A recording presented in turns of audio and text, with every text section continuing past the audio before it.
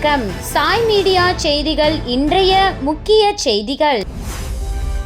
புதுச்சேரி கல்வி பங்களாவில் அமைந்துள்ள துலுக்கானத்தம்மன் ஆலயத்தில் மகா சிவராத்திரி விழா கொண்டாடப்பட்டது.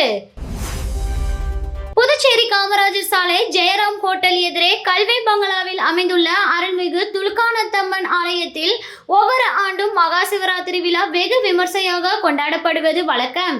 அந்த வகையில் இந்த ஆண்டும் மகா சிவராத்திரியை முன்னிட்டு துலுக்கானத்தம்மன் மற்றும் சிவபெருமானுக்கு பால், தயிர் உள்ளிட்ட பல்வேறு வாசனை திரவியங்கள் கொண்டு சிறப்பு அபிஷேகம் செய்யப்பட்டு சிறப்பு பூஜைகள் செய்யப்பட்டு மகா தீபாராதனை காட்டப்பட்டது. தொடர்ந்து சுவாமி சிறப்பு அலங்காரத்தில் பக்தர்களுக்கு அருள்பாலித்தார். இதில் திரளான பக்தர்கள் பலர் கலந்து கொண்டு சுவாமியை வழிபட்டனர். பின்னர் இந்த பூஜையில் கலந்து கொண்ட அனைவருக்கும் பிரசாதம் மற்றும் நலத்திட்ட உதவிகள் வழங்கப்பட்டது. இதற்கான ஏற்பாடுகளை ஆலய நிர்வாகி ராஜேஷ் உள்ளிட்ட நிர்வாகிகள் சிறப்பாக செய்திருந்தனர். புதுச்சேரி மாநிலம் திமுக தலைமை செயற்குழு உறுப்பினரும் இந்திரா நகர் தொகுதி பொறுப்பாளருமான பா. காந்தி பிறந்தநாள் விழா இந்திரா நகர் தொகுதி செயலாளர் ராதாகிருஷ்ணன் ஏற்பாட்டில் கேக் வெட்டி மிக சிறப்பாக கொண்டாடப்பட்டது. புதுச்சேரி மாநிலம் திமுக தலைமை செயற்குழு உறுப்பினரும் இந்திரா நகர் தொகுதி பொறுப்பாளருமான பா. காந்தி பிறந்தநாள் விழா இந்திரா நகர் தொகுதி செயலாளர் ராதாகிருஷ்ணன் ஏற்பாட்டில் இந்திரா நகர் தொகுதி திமுக அலுவலகத்தில் கேக் வெட்டி வெகு சிறப்பான முறையில் கொண்டாடப்பட்டது. இந்நிகழ்ச்சியில் இந்திரா நகர் தொகுதி செயலாளர் ராதாகிருஷ்ணன் தலைமையில் ஆதரவாளர்கள் ஆளுயர மாலை அணிவித்து பொன்னாடை போர்த்தி பிறந்தநாள் வாழ்த்துக்களை தெரிவித்தனர். இந்நிகழ்ச்சியில் அவைத் தலைவர் கோதண்டராமன், துணை செயலாளர் சுப்பிரமணியன், பிரதிநிதி தேவநாதன், செயற்குழு உறுப்பினர்கள் செல்லத்துறை, ஜெகதீஷ், மாஸ்டர் ராதாகிருஷ்ணன், பாலு, பாஸ்கர், பூபாலன், நடராஜன் உட்பட இந்திரா நகர் தொகுதி திமுக பிரமுகர்கள் ஏராளமானோர் கலந்து கொண்டு பிறந்தநாள் வாழ்த்துக்களை தெரிவித்தனர். நிகழ்ச்சிக்கான ஏற்பாட்டினை திமுக தொகுதி செயலாளர் ராதாகிருஷ்ணன் தலைமையில் ஆதரவாளர்கள் வெகு சிறப்பான முறையில் செய்திருந்தனர். தொண்டமாநத்தம் ஸ்ரீ சுயம்பு அரசனடி முத்தாள மாரியம்மன் ஆலயத்தில் மகா சிவராத்திரி மற்றும் மாசி மாத அமாவாசை பூஜைகள் வெகு சிறப்பாக நடைபெற்றது.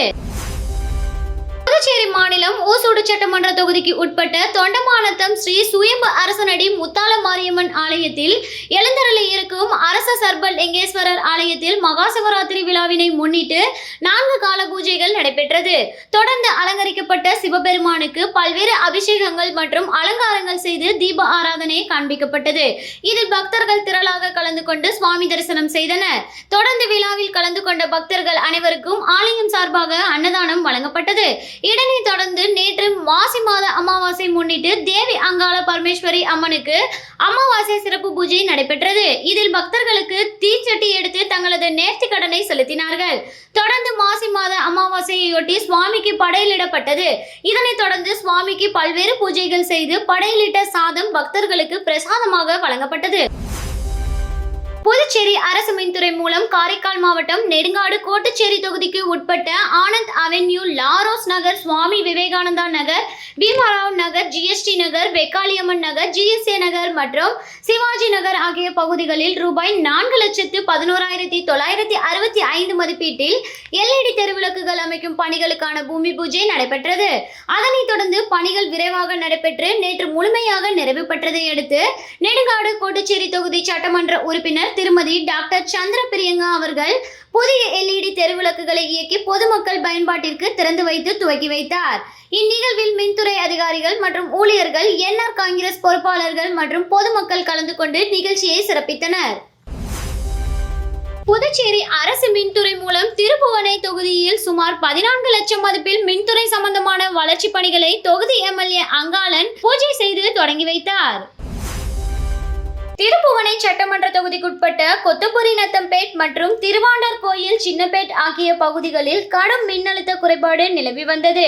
இதனால் இப்பகுதி மின் நுகர்வோர்கள் மின் உபகரணங்களை பயன்படுத்த முடியாமல் மிகுந்த சிரமத்திற்கு உள்ளாகினர். இதனை அறிந்த திருப்புவனை தொகுதியின் சட்டமன்ற உறுப்பினர் அங்காளன் உடனடியாக அப்பகுதிக்கு சென்று கள ஆய்வு மேற்கொண்டார். இதனையடுத்து அப்பகுதியில் உள்ள டி மின்பாதையில் ஒரு முனை மின்பாதையில் இருந்து மும்முனை மின்பாதையாக மாற்றவும், சேதமடைந்த மின்கம்பங்களை மாற்றவும் மின்துறை அதிகாரிகளுக்கு கோரிக்கை வைத்தார். இதன் அடிப்படையில் ரூபாய் 13,78,887 மதிப்பீட்டில் திட்டம் தயாரிக்கப்பட்டு அட்டவணை இனத்தவர் சிறப்பு கூறு நிதியின் கீழ் அரசு அனுமதியும் பெறப்பட்டது.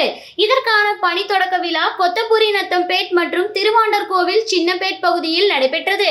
இவ்விழாவில் திருப்புவனை தொகுதி சட்டமன்ற உறுப்பினர் அங்காளன் கலந்து கொண்டு பணிக்கான பூஜையை ஆரம்பித்து பணியை தொடங்கி வைத்தார். இவ்விழாவில் மின்துறை திருப்புவனை உதவி பொறியாளர் பன்னீர்செல்வம் மற்றும் இளநிலை பொறியாளர் அஜித்குமார், மின்பிரிவு ஊழியர்கள், ஊர் முக்கிய பிரமுகர்கள், பொதுமக்கள் பலரும் கலந்து கொண்டனர். இத்திட்டத்தின் மூலம் சுமார் 350 மின் நுகர்வோர் பயன்பெறுவார்கள் என்பது குறிப்பிடத்தக்கது. தேர்தலுக்கு சில மாதங்களுக்கு முன்பு வரும் தலைவர்களை புறக்கணித்து ஏனாமின் வளர்ச்சிக்கு பாடுபடும் தலைவர்களை மக்கள் தேர்ந்தெடுக்க வேண்டும் என முன்னாள் அமைச்சர் மல்லாடி கிருஷ்ணராவ் தெரிவித்துள்ளார். புதுச்சேரி மாநிலத்தில் சட்டப்பேரவை நெருங்கி வரும் நிலையில் புதுச்சேரி பிராந்தியமான ஏனாமில் மல்லாடி யுவகலம் சார்பில் மாபெரும் எழுச்சி கூட்டம் நடைபெற்றது. இந்த கூட்டத்தில் ஏனாம் தொகுதியைச் சேர்ந்த இளைஞர்கள், பொதுமக்கள் என ஆயிரக்கணக்கானோர் கலந்து கொண்டனர். புதுச்சேரி முன்னாள் அமைச்சரும் புதுச்சேரி அரசின் டெல்லி சிறப்பு பிரதிநிதியுமான மல்லாடி கிருஷ்ணராவை மேலதாளங்கள் இளைஞர்கள் வரவேற்றனர். அதன் பின்னர் கூட்டத்தில் பேசிய மல்லாடி கிருஷ்ணராவ், ஏனாம் தொகுதி 5 ஆண்டுகள் பின்னோக்கி சென்றுள்ளதாகவும் எதிர்வரும் ஆண்டுகளில் கல்வி, சுகாதாரம், வேலைவாய்ப்பு மற்றும் வீட்டு வசதி போன்ற வளர்ச்சி பணிகளை கவனம் செலுத்துவேன் என உறுதியளித்தார். குறிப்பாக மருத்துவத்துறையில் உள்ள பிரச்சனைகளுக்கு ஒரு சில மாதங்களில் தீர்வு காண நடவடிக்கை எடுப்பதாக உறுதியளித்தார். வரும் சட்டமன்ற தேர்தலில் எந்த கட்சியில் போட்டியிடுவேன் என்றும் மத்திய அரசின் நிலைமையை பொறுத்து தனது முடிவு இருக்கும் என அறிவித்தார். எந்த முடிவை எடுத்தாலும் ஏனாம் மக்களின் கருத்து மற்றும் ஒப்புதலுடன் செயல்படுவேன் என உறுதியளித்தார். தேர்தலுக்கு சில மாதங்களுக்கு முன்பு பரிசுகள் வழியில் தலைவர்கள் போல் காட்டிக்கொள்ளும் நபர்களை மக்கள் புறக்கணிக்க வேண்டும் என்றும் ஏனாம் மக்கள் பிரச்சனைகளை தெரிந்து கொண்டு அவர்களுக்காக போராடும் தலைவர்களை நீங்கள் தேர்ந்தெடுக்க வேண்டும் என வலியுறுத்தினார். பணி நிரந்தரம் செய்ய வேண்டும் உட்பட பல்வேறு கோரிக்கைகளை வலியுறுத்தி 108 ஆம்புலன்ஸ் ஓட்டுநர்கள் சுகாதாரத்துறை இயக்குனர் அலுவலகத்தில் 6வது நாளாக போராட்டத்தில் ஈடுபட்டுள்ளனர்.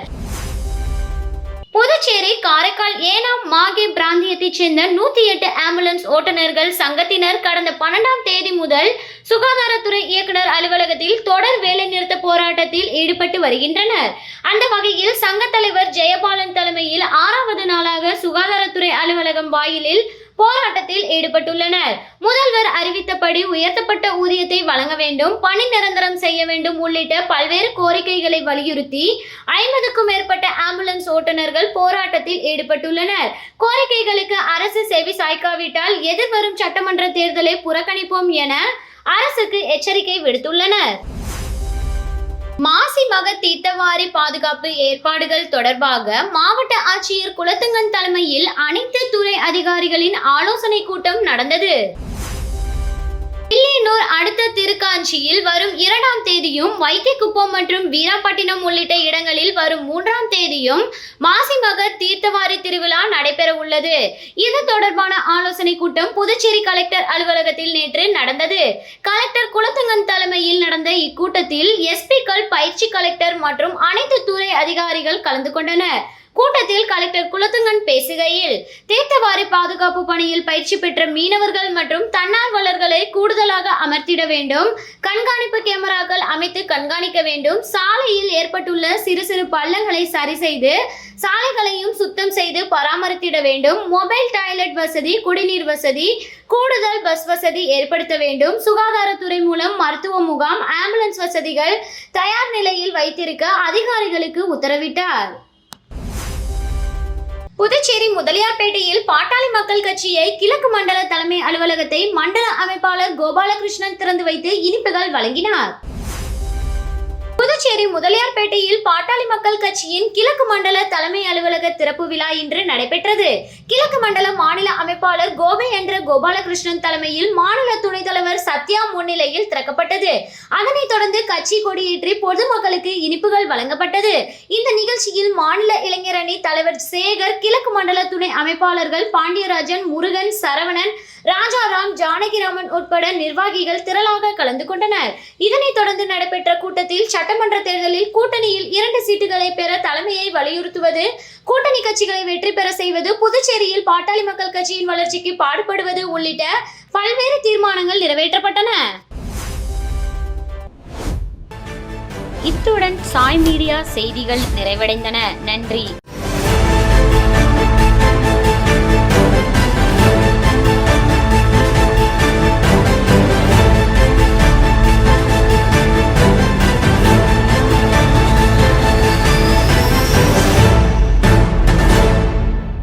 காமராஜர் நகர் தொகுதியின் மேம்பாட்டை கருத்தில் கொண்டு லட்சிய ஜனநாயக கட்சியின் தலைவர் ஜோ சார்லஸ் மார்ட்டின் ஆய்வு செய்தார். காமராஜர் தொகுதியில் உட்பட்ட ராஜீவ் நகர் 3வது குறுக்கு தெரு உள்ளிட்ட பகுதிகளில் தொகுதி மக்களை நேரில் சந்தித்து அவர்களின் தேவைகள் மற்றும் கருத்துக்களை கேட்டறிந்தார்.